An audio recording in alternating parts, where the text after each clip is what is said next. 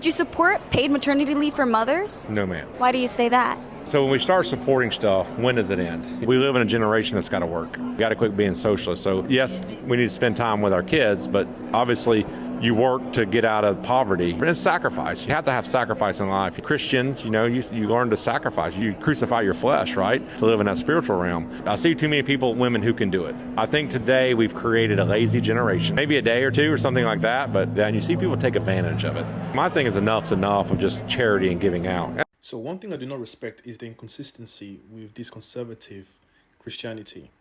I don't think people really understand the God that they claim to be serving, the mindset that God, Jesus, Yahweh, actually has towards the needy and those who are weak. The Bible talks about supporting the strong to support the weak.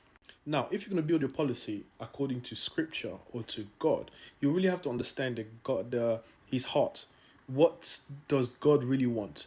Look at the pattern of scripture. What has God always done from Genesis to Revelation when it comes to those who are in need or those who are the weakest people in society? Now, these are the same people who are pro-life, which I am a pro-life, right, as a Christian. But we cannot stand for something that you are not willing to provide some sort of a solution and being a solution. Now, if you're going to build a society based on biblical principle, you need to understand as a society is built by men. And if you're going to build a society based on a biblical principle, you need to actually to understand who that God you're serving, who you're saying that we live in a spiritual realm and we should sacrifice. You need to actually understand who is this God, what is his heart towards the needy, towards the women, towards children.